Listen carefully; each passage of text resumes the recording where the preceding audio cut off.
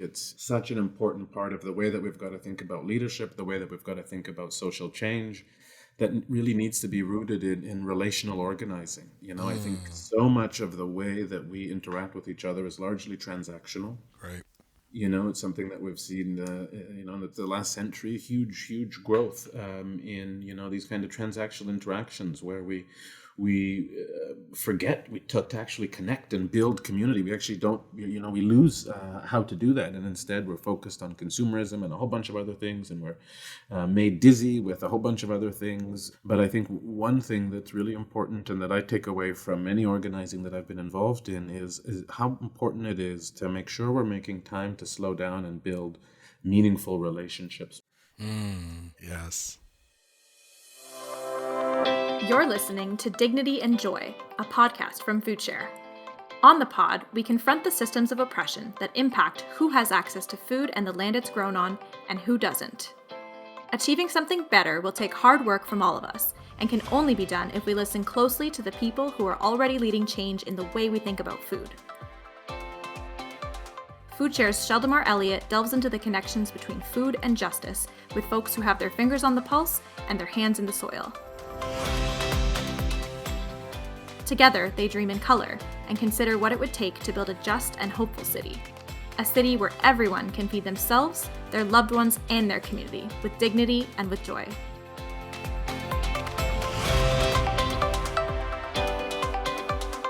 Hi, I'm Sheldomar Elliott, and welcome to this episode of Dignity and Joy, a podcast from FoodShare. Today, our guest is Paul Taylor. Paul Taylor is a lifelong anti-poverty activist who has committed his life to doing what he can to dismantle the systems and organizing principles that both cause and uphold poverty, food insecurity, and wealth inequality, including racism, white supremacy, and neoliberalism.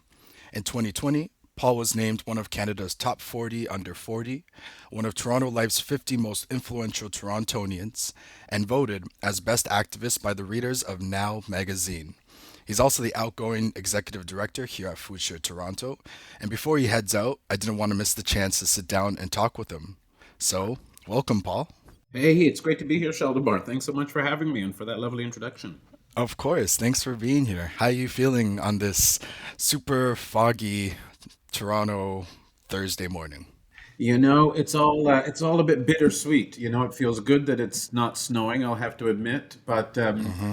I'm missing those summer days, and also bittersweet because I'm in a moment of transition as I think about, leaving an organization that I've loved to what comes next. So it's all very bittersweet. Definitely. I mean, I'm really happy for us to be able to just sit here and chop it up, to say the least. And I'm sure we'll have some time to talk about food share, but there's a lot that I'd love to explore in this conversation, and really happy to have you here. And before we get into it, of course, I want to start by acknowledging that I'm here in Toronto, and so are you, Paul. Hmm. Sacred land that is the traditional territories of the Wendat, Haudenosaunee, the Anishinaabeg, and the Mississaugas of the Credit, and that this territory is covered by the Dish with One Spoon Wampum Belt Covenants. At FoodShare, we think it's important to start any conversation on this land by recognizing the many nations of indigenous peoples who presently live on this land, those who have spent time here, and the ancestors who have hunted and gathered on this land. I also want to acknowledge the many people of African descent who are not settlers, but whose ancestors were forcibly displaced as part of the transatlantic slave trade, brought against their will, and made to work on these lands. At FoodShare, we believe that advancing Indigenous sovereignty is deeply and inextricably linked to Black liberation, and we remain committed to advancing both. So, often how these things go, Paul, is I jump into an icebreaker to sort of get us into the flow of conversation, but I don't feel like you really need much of that because people know you. So, I will save those kind of questions for the end of the conversation. But Uh-oh. of course, this wouldn't be a food share podcast if I didn't start off by asking you about food. So, of course, doing food work can mean we spend a lot of time only thinking about food as survival, as sustenance, but of course, we know it's way more than that. And I'm really curious about the role that food plays in your life, Paul, particularly comfort. And when you do think about that, what foods do you usually choose to prepare and why? Wow, very good question. And I rarely get asked questions about what I like to eat, so I appreciate the question.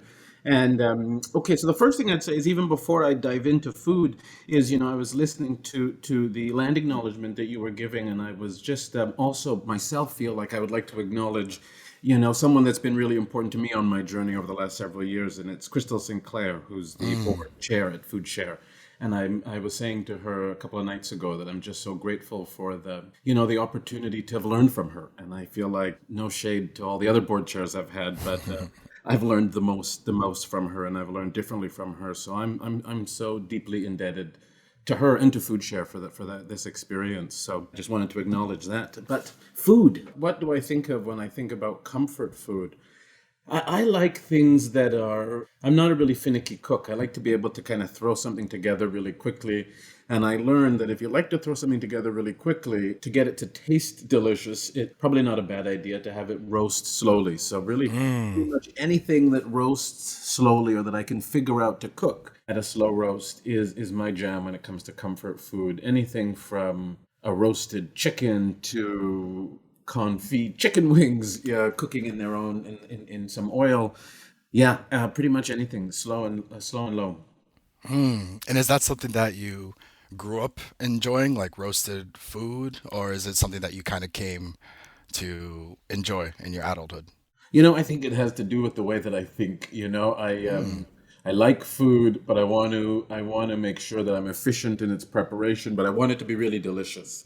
So I think one day I just stumbled upon this, this approach to cooking. It wasn't one that I really grew up with, I would say per se, but I just started, trying a bunch of things and discovered, especially when it comes to, working at home in the context of a pandemic for me, being able to start something in the oven before the workday starts and have it time it so that it's ready for the end of the day is like magical. Oh, I love that. And I obviously want to keep going on food. So, like, if you were to open up your seasoning cabinet right now, what are your go-to, like, seasonings that you're just going to throw on whatever you're roasting, like, right now? Oh, you want me to share that on air? You want to go right up in my cabinets and We're, have me share all my private business it's for the virtual free? cribs. I Yeah. don't know about that. So I'll tell you a few, but I'll probably keep a few in my back pocket. But Okay. definitely some cumin, whole and ground cumin. Definitely some smoked paprika. I also grew peppers last year, and I some chili peppers actually, and a couple and some Scotch bonnets. So I dried them last year. So I've got some dried peppers and a few other secrets that and things that I've collected along my travels. There's nothing like pepper, I swear. Like having pepper in food is too delicious, and I'm biased. Like Scotch bonnet is my all-time favorite, so I deeply appreciate you growing that and enjoying that yourself. Oh, for sure. That is something that, was a major part of food that I had growing up and food that my mother and her friends made that I got to enjoy. So it feels pretty special to be able to grow Scotch bonnets myself and then to be able to cook with them. And also being a resident in the Parkdale area, I know you're surrounded by incredible food. I keep hearing about these Tibetan momos, and I've yet to try them myself, but I know that's something that needs to happen. Yeah, yeah. Everybody needs to just eat as many momos as they possibly can. Momos are fantastical. I'm glad you're not asking me which Tibetan restaurant in Parkdale or which momo is the best, because I would certainly get into a lot of trouble. But Yeah, I can't yeah, put you on blast like that. no, no, you already tried to get into my spice cupboard, so I gotta be careful here. This is just the beginning, so hold on to your chair, Paul. Okay, okay, okay, okay. I'm tied on. Yeah. Well, maybe we'll shift into a little bit about FoodShare. And of course, in the time that you've been the executive director at FoodShare, there's been a real change from people understanding it to be a food security organization to more of a food justice organization. And the leadership team that you've headed has made up to do a lot of different things to essentially not accept the nonprofit status quo. So I really would love to hear you talk to some things that you're most proud about achieving at FoodShare. That really is a tough question to answer, because I really am the kind of person who, I like to get some things happening and then keep it moving, and I move on to the next project or the next focus. So I don't often spend a lot of time. I should spend more time sitting and reflecting on the things that I'm the most proud of. But I would say, certainly working with the team. In fact, I would say the entire organization, because I think everyone plays a role in this. Being able to collectively say that $12 an hour is not enough for our colleagues to live on. It's not enough for our colleagues to be able to access our vision for the organization. So it's unacceptable.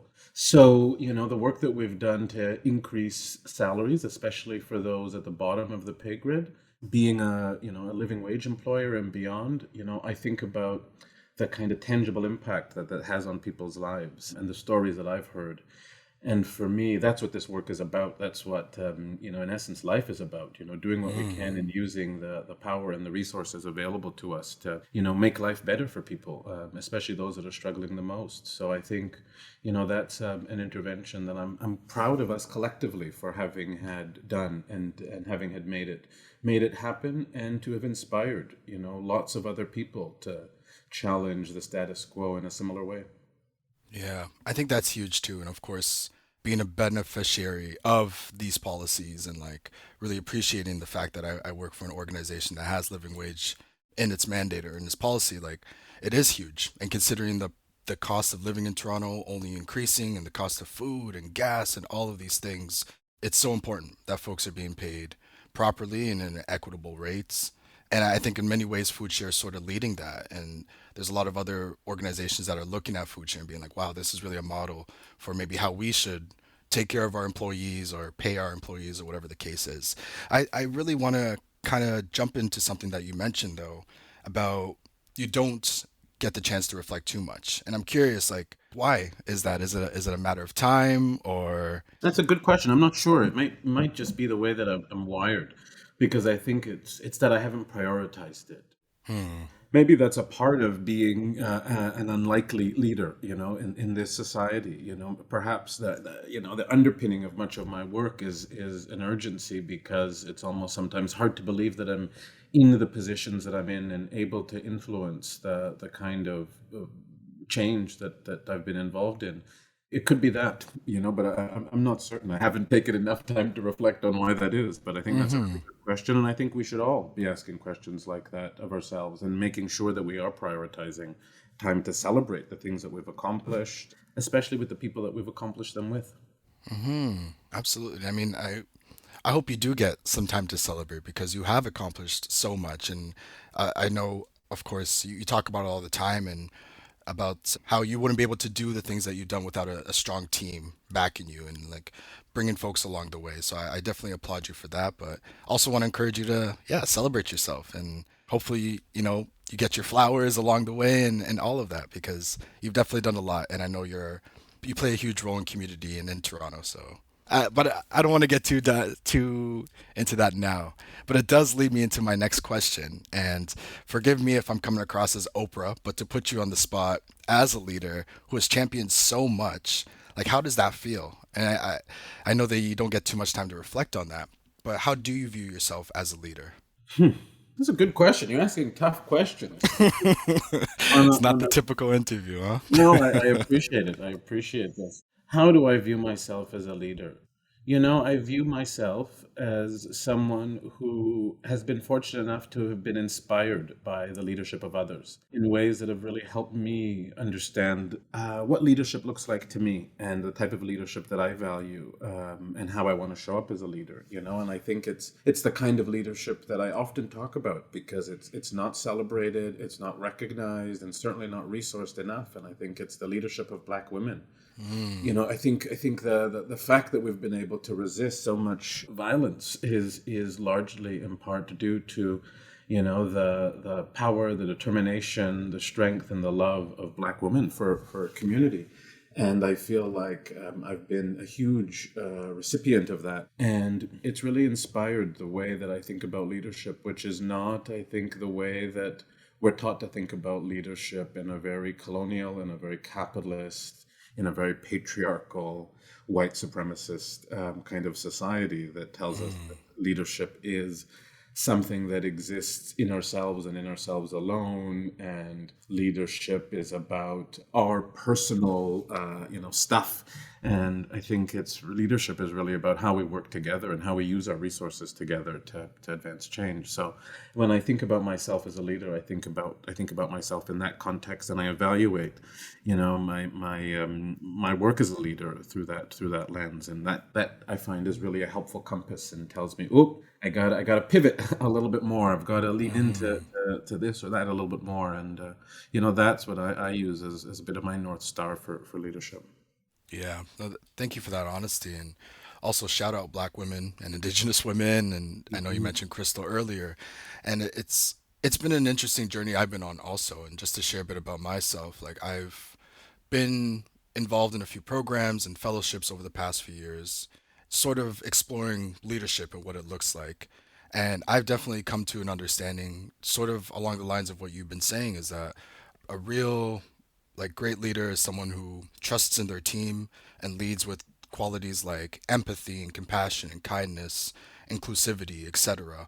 And it's really breaking down the hierarchical sort of structure that I used to think leadership was about, and like not commanding people, but yeah, just taking less of that power away and distributing it amongst the group because you trust in the group. And I think that definitely is wonderful traits to have in a leader. And it's interesting, and I know I'm going to touch on this later on in the conversation because I'm so curious to know. But I'm sure a lot of folks may be involved in movements or work at organizations that want to do the same kind of things, but don't have the visibility or don't have the high level support or buy in that is often needed to get things done. So, as someone who's accomplished as much as you have to this point, what advice might you have for others who want to make an impact or a difference but sort of don't know where to start? I think not paying attention to a lot of that noise. There are so many ways that change happens, and who society recognizes, whose labor gets recognized, is also influenced by patriarchy and all kinds of things. Classism. So I think it's important to try our best not to pay attention to that noise, because I think about where I started along this journey, and I felt like I was certainly not a lone voice, but not one that was treated with I don't know what word to use, but I was invited onto radio stations. I remember in some of the early days of sharing some of my thoughts about rights-based arguments around access to food. And the inadequacy of food banks. And I remember the kind of vitriol and the anger that I would receive from either people calling in or just hostile hosts, or hosts who didn't even realize that they were, I think, had been so, their thinking about what was possible and how we support one another had been so co-opted and so limited. So I just kept going and continued to do that alongside looking out for, people who were like-minded, people who had similar values, people who were at other parts of the country. I remember folks like Karen Secord at the Parkdale Food Center there.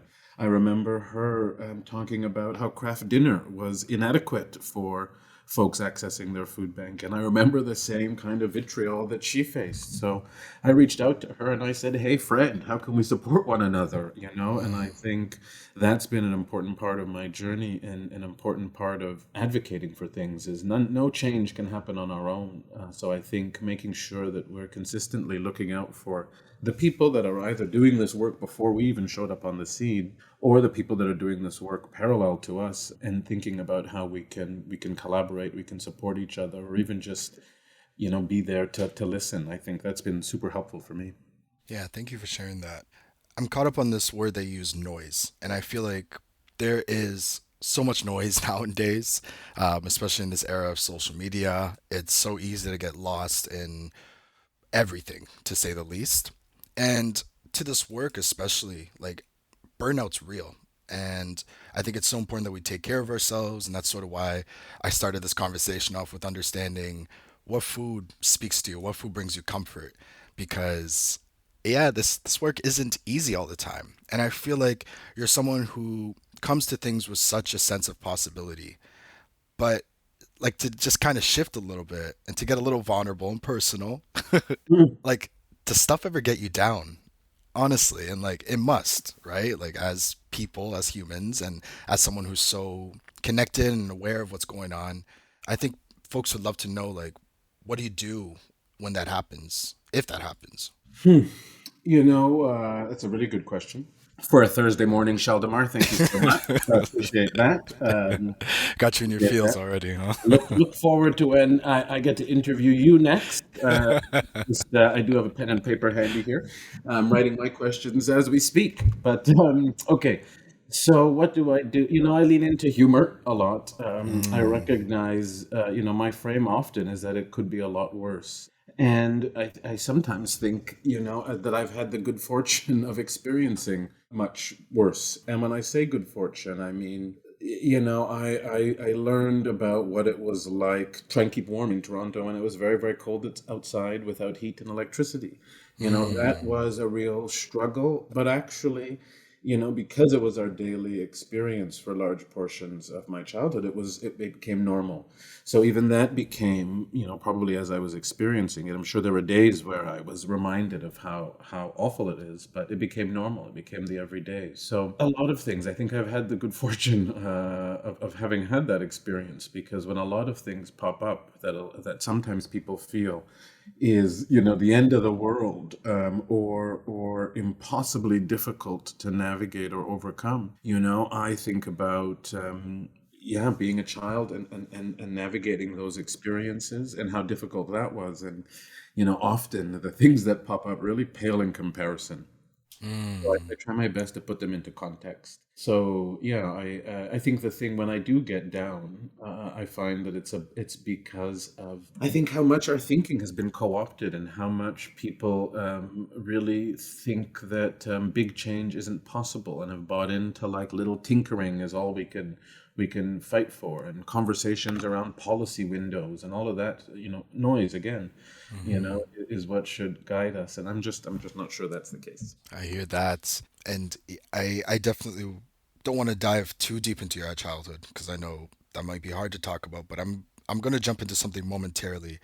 But I do want to kind of stand on this point about humor. And again, not to generalize all black folks, but I feel like there is a tendency amongst the black folks I'm around, at least in my family, to laugh about things when things get hard. And I think that might be, a part of our resiliency and finding light in really hard times and space. And I guess on that point of humor, like, do you have any go-to like ways of like laughing, or is it just like in the moment kind of jokes, or is there media that you consume that kind of helps you take your mind off things? Like, what does that look like for you?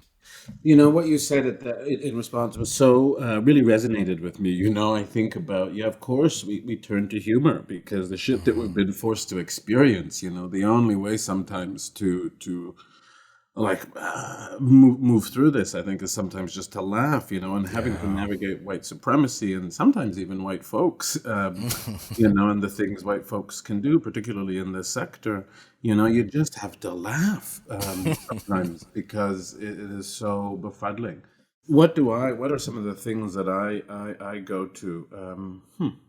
Oh, I feel like sometimes my life presents a whole bunch of opportunities to laugh, just Those are the most genuine moments, right? yeah, yeah, just in showing up the way that I do. I think, yeah, I don't necessarily need a particular TV show. I think sometimes just a look on someone's face when I've asked a particular question is enough to humor me for a while. Yeah. So yeah, I don't know. I don't know if I have a particular. Yeah, I don't really have a particular, like, comedy show or comedy podcast or comedian. Yeah, no, that's okay. I was just curious. And I feel like if anything for people to take away from this conversation at this point is that laughing is medicine. So please laugh as much as you can because it helps. Hmm.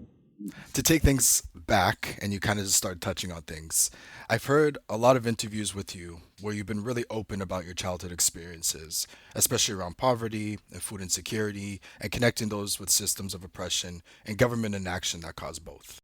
But I haven't heard you talk too much about your studies and your early career, and I know I've talked to a lot of folks who are curious about young Paul. So, who was this young Paul? And what were some of your interests? It's interesting because I'm really curious about what led you to this trajectory of being EDF Food Share and also running for office, being a community activist. Can you share maybe what those early sort of adulthood years looked like for you? Early adulthood years. Mm, I think those years were inspired by some of my time in high school, navigating all kinds of things, including, the low expectations that I think are bestowed upon Black folks, Black men in particular, in formal academic settings. So yeah, I think I spent a lot of time recognizing that and recognizing that people that look like me were not succeeding in the way that I saw paler folks succeeding in the classroom. So I started to host like after school class for kids especially in advance of exams. I would find an empty classroom and predominantly Black folks, predominantly Black boys on the basketball team, and some of their friends and some of my friends. We would all study together, and I would stand at the front of the class and review the material. And I think what folks didn't realize is, reviewing in that way was the way that I reviewed. And it was really helpful for me. But I also recognize that it was really helpful to folks to have somebody look at them as if they could succeed and that they were intelligent and that they deserved being taught to and that education was something that truly was a right. So I think those things inspired pretty much how I looked at life and work, and recognizing that there are these systems that we don't talk about enough that affect, who is able to access success, who isn't, or who struggles to access success. So yeah, all of those things affected, I think, who I was in my early 20s. I started off as a teacher. I remember my first day teaching, actually. I was an emergency supply teacher, and I taught at a school. It was like senior kindergarten kids. Oh my goodness, I developed so much reverence for people who do that work because they are saints or whatever. They are magicians, unicorns. I don't know, but I quickly learned that work is not necessarily for me. And I really enjoyed, being able to have conversations with young people as they were shaping their kind of thinking, their political awareness, their soaking in the world and how systems work. And I think that was a place where we lost folks, that we spend so much time teaching people how to add and subtract and long division and all this shit that you can do on a calculator. Thank you. When really we haven't taught the important lessons, global citizenry and how to really think about our responsibility to community and to one another and to this planet. So I was a passionate teacher for several years. So that was early Paul, enjoying being in my early 20s as a teacher in Toronto. Enjoying my weekends almost as much as I enjoyed my time in the classroom, or maybe even more. Yeah. So See that I need the tea on that because I want to pick back up on this education stuff, but I find it funny how you went from education like high school, talking about school, to like being a teacher. But yeah, what what were you up to outside of the classroom? Like, what were those weekends like? Please share. Oh, I was at home catching up on my readings, my knitting. I don't believe it. I I don't believe. was, my weekends, probably in my early 20s, where I learned to roll a joint really, really well, in a really tight joint. I won't even tell you stories about trying to roll a joint before that and the ways in which I made my friends laugh.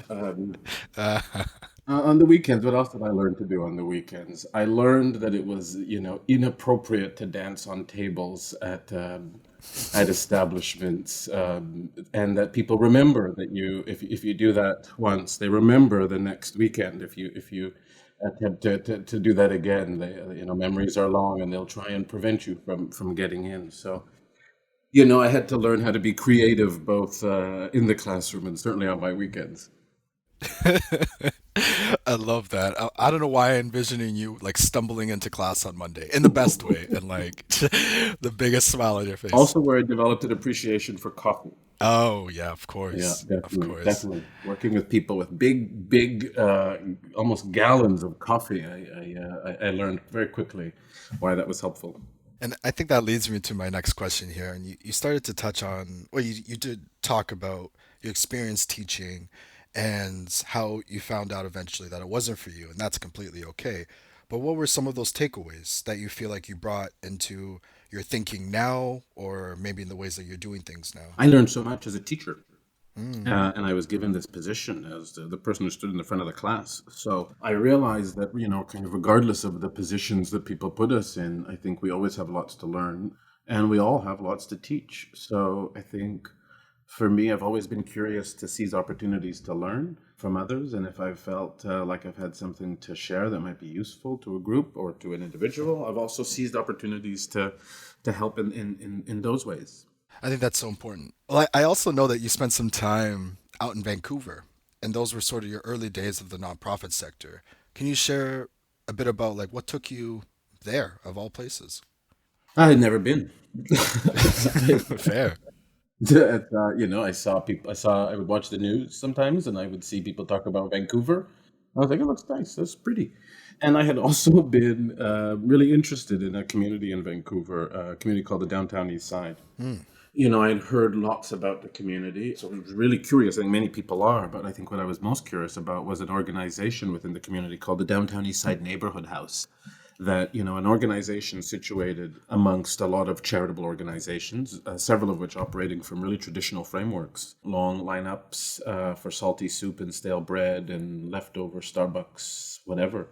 Not all organizations doing that, certainly, but, a lot of groups still operating out of that model, certainly lacking in dignity and joy.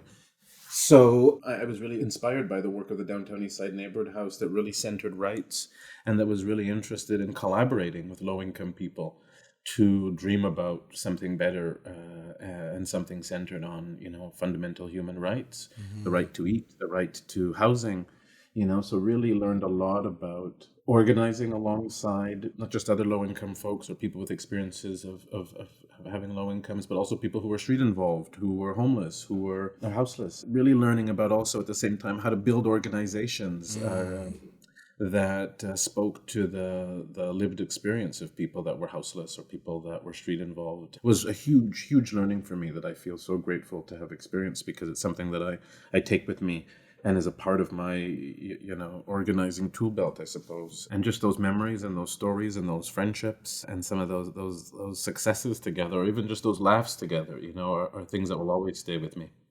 I love that. And I've never heard about this community, so I might have to just take a look into what they're up to now. How long were you out there for?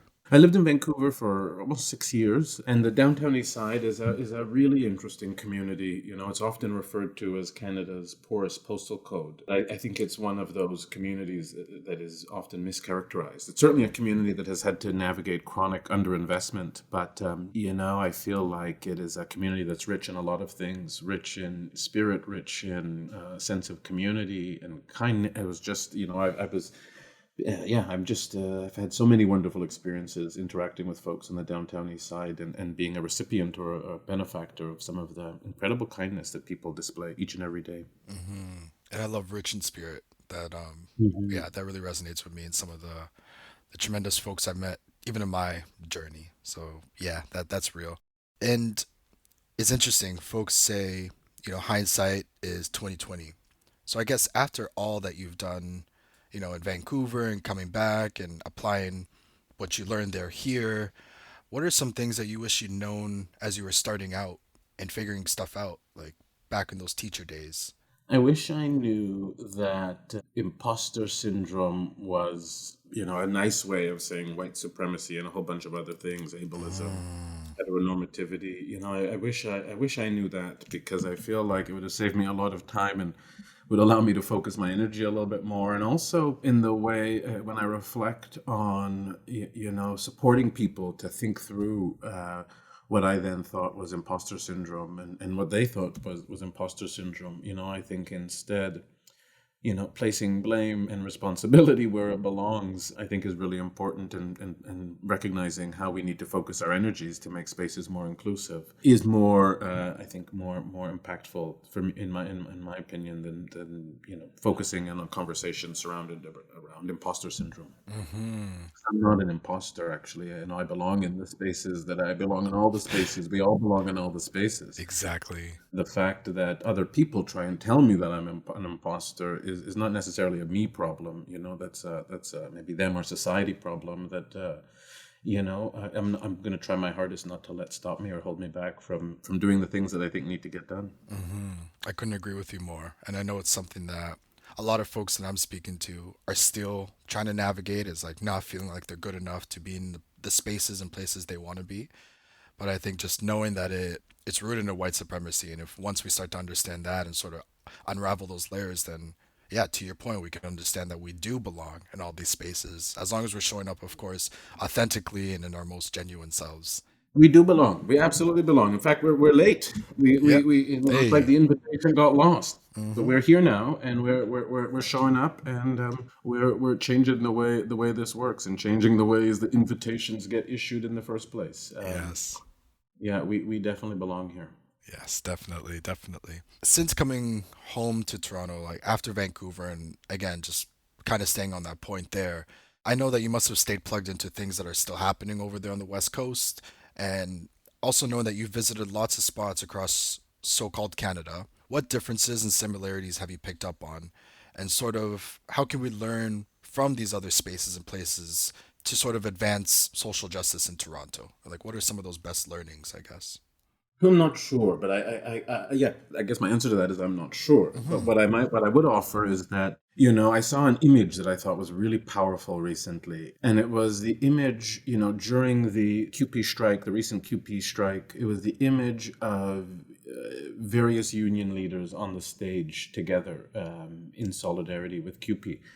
I don't remember ever having seen something like that before. And then I think about how quickly things started to move and change after that happened. And for me, it's a reminder of solidarity and the incredible power that we have collectively when we do spend that time. If we're inspired by an issue, or if we want to see change in some way, spending that time to really think about and explore who's doing work on this issue already, I think is so important. And being able to collaborate and add capacity, add our experience, and support one another is so key. It's been a huge part of how I've been able to be a part of advancing meaningful change. And I just think it's such an important part of the way that we've got to think about leadership, the way that we've got to think about social change, that really needs to be rooted in relational organizing. I Mm, think so much of the way that we interact with each other is largely transactional. right.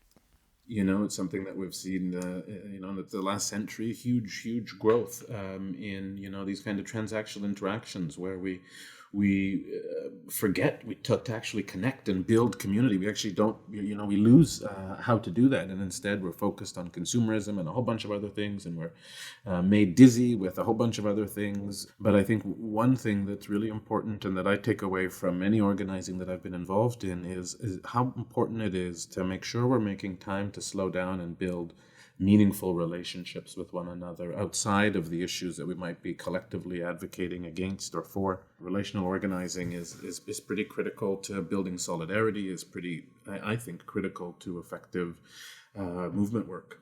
Definitely. And on the point of relationality, that's something that I've been so, at least trying to be super mindful of, just in the ways that I move throughout the world. And of course, in some cases, it's just hard to be relational with some people. And a lot of folks, their default is transactional because, again, of just how we've been conditioned. But I agree with you that there's so much power in relating with one another and, joining forces for a bigger cause. That's how a lot gets done. So, of course, with your time at FoodShare wrapping up, I have no doubt that everyone has been out here asking you, what's next? What's next? And I don't want to put that kind of pressure on you, but I really would like to know, like, what is something that you're excited for? And I will say, I've never put rules or anything on anybody on this podcast, but you cannot say anything about FoodShare at all. I'm, um, I'm excited to get a bit of my evenings and weekends back. Yes. I'm excited to spend more time in the kitchen. I'm excited about spending more time with loved ones. I'm excited about taking in my city differently. I'm Mm, excited to be curious in different ways and to be inspired in different ways and to slow down and to focus on, I think the nonprofit industrial complex, certainly conditions many of us to be transactional. mm, and so I'm looking forward to being really intentional about the relationships in my life, and the learning that I think I still have yet to do. Oh, I love that, and thank you for sharing all that. Well, I think we're nearing the end of the conversation here. And as I mentioned, I often ask like icebreaker questions at the beginning of a conversation, but I thought it might be fun to end it off with a bit of a lightning round today. So, how are you feeling about that? Hmm. We can give it a try. Let's give it a try. It won't be too wild. I think you've already shared enough, so I won't dive too far How in. many passes do I get? Zero. Zero, zero. Phone a friend? No, nothing. You could phone a friend, yeah. Okay, okay. But you may not need it. So let's see how you feel about this first one. What is your most unpopular opinion? Phew. Now we're in the thick of it, huh? Hmm. My most unpopular opinion. I think I've got some opinions marinating about some of the political leadership in this country. Mm, And they may or may not, they may be popular, they may be unpopular. I'm not sure. I haven't tested them out, but yeah, I'm certainly I'm sitting in some thinking about some of the ways that change gets impeded. that's real. That's super real. Next one. What are you watching? Or maybe what do you feel like you need to catch up on or binge now that you're getting all this time? I used to watch the news a lot more often, but I find these days, I'm working into the evenings on a few different projects, and I find that by the end of the night, I am ready to sleep, like my eyes are closing. So I look forward to even just watching the news to see what's happening in the world, and spending a little bit more time, yeah, seeing what's on TV. Like, I don't even know what's on TV, because I feel like I haven't had a lot of time or haven't prioritized necessarily, watching as much as I could. So that's another thing I look forward to, catching up on some television. Yeah, you deserve it. I mean, if I can give you a recommendation, if you don't mind, Please, all the recommendations. Abbott Elementary is such a good one. It might pull on your teaching days, but I think in the best way. And I think you'll really enjoy that over the next whenever time you get to dive into stuff. All right, I wrote it down. If I don't like it, I'll loop back, and if I do like it, I'll also loop back for another recommendation. Good. That sounds great. Next one, and you sort of touched on this, but what's an issue you think needs attention and you wish folks were talking more about? I think about I think about the way the way that people go from being in community to politicians. Mm, And I think clearly there's something wrong there, mm, because we've been churning out, in large part, the same types of politicians. And, certainly there are some great politicians, and I don't want to paint them all with this kind of brush, but aggregately, when we look at, dials moving on the issues that are really important to me, issues like poverty, issues like food insecurity, issues like challenging anti-Black racism, issues like indigenous sovereignty, access to clean drinking water, mm. these things, I think, when we elect people who don't understand or haven't lived the urgency of the issues that require urgent attention, they respond with the kind of ho-hum,